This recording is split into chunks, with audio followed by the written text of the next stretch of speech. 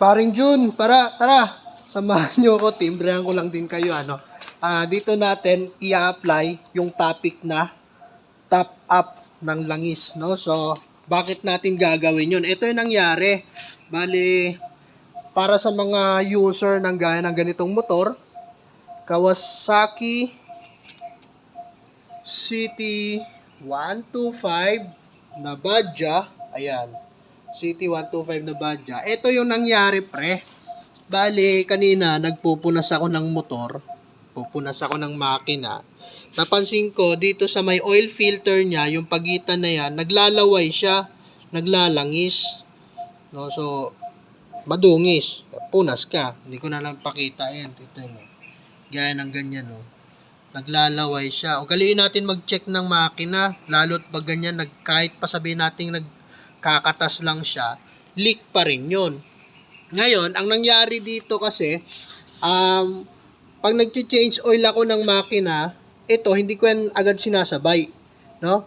Yung filter na yan. Every other change oil ako nagpapalit kasi magastos rin yun. Halos isang buwan lang, papalit na ako nito. Isang buwan mahigit kasi pinapampasada ko yung motor na to eh. Na magastos din. So, every other change oil ako nagpapalit ng filter. Ngayon, nung nagpalit ako nito nakaraan, nakalimutan kong palitan yung O-ring. May O-ring kasi yan dito sa pagitan niya. Yung bang parang gasket. Pero goma yon, rubber siya. Akala ko naman kasi okay lang.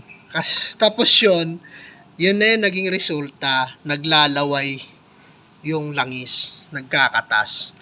Tapos, eto talaga yung resulta. Yan yung langis niya, oh. Nasa low level na siya. Mababa na.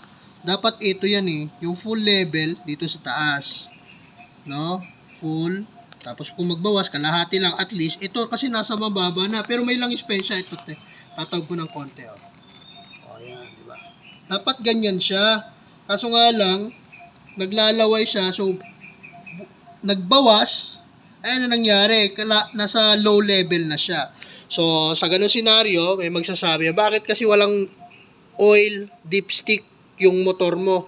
Yung ganitong motor, wala talaga itong oil dipstick. Wala siyang stick. Meron siya glass. Diyan yung i-check yung langis. Ngayon, para maagapan natin at iwas sa malaking gastusan, mahirap pag matuyuan yan. Pare, dito natin i-apply yung top up na tinatawag, no? So, galiin natin mag-check ng langis natin. At kung merong mga tagas-tagas dyan, maging tayo dyan, maging alerto tayo kasi magastos pag matuyuan yan. Overhaul lang